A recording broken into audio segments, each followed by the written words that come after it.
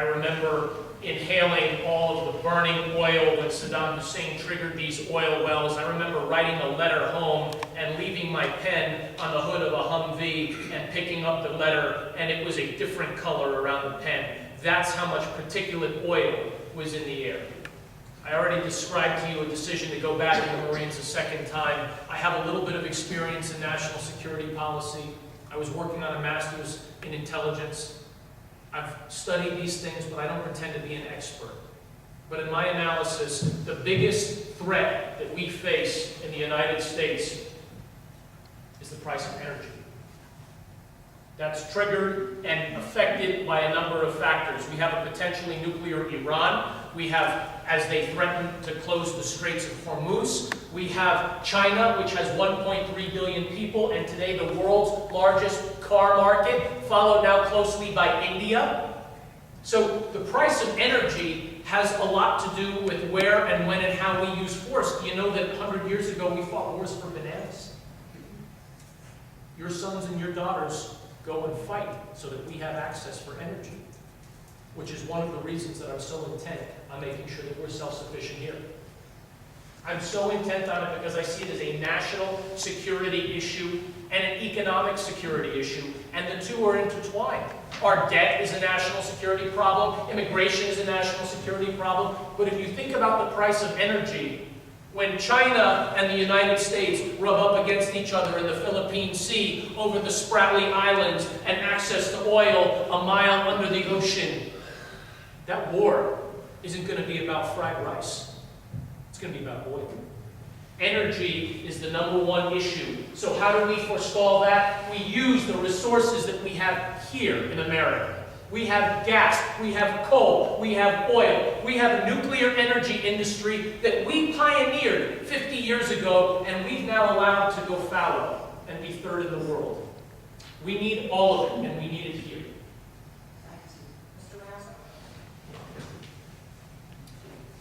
I think it's important to understand, that in world affairs, there's a spiritual battle taking place.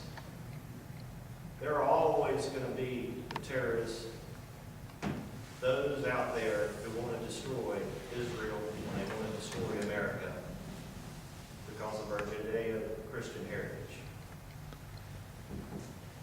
That's just a fact of life. Doesn't matter what we do, how we negotiate with them, or whatever it may be, they're going to want to kill us. That's the bottom line. We have to have a strong national defense. We need to build up our intelligence agencies. That's part of why we had 9/11. People say, well, why didn't you connect the dots?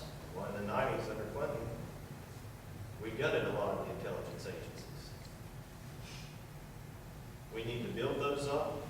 We need to have a strong military. There's no reason why our troops in the field should not have all the available equipment necessary, everything they need. And there's no reason why we shouldn't take good care of our veterans who serve this country. But I think fundamentally we've got to understand there's always going to be this battle. And once you understand there's always going to be that battle, you can prepare to protect Israel and America.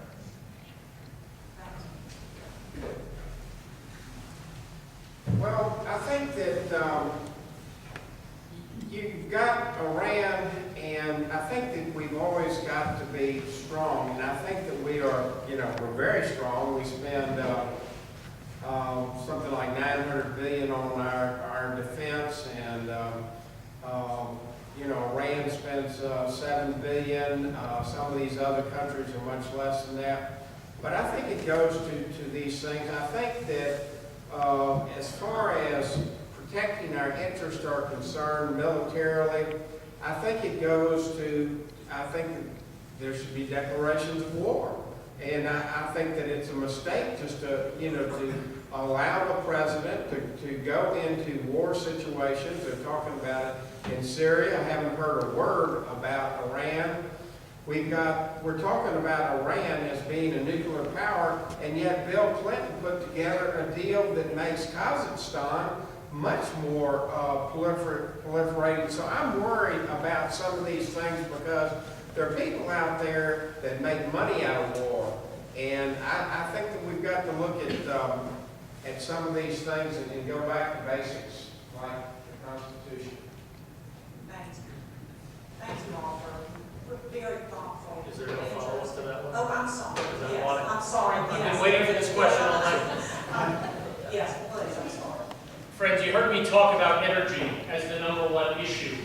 And certainly, you heard me talk about how would we to bump up against China.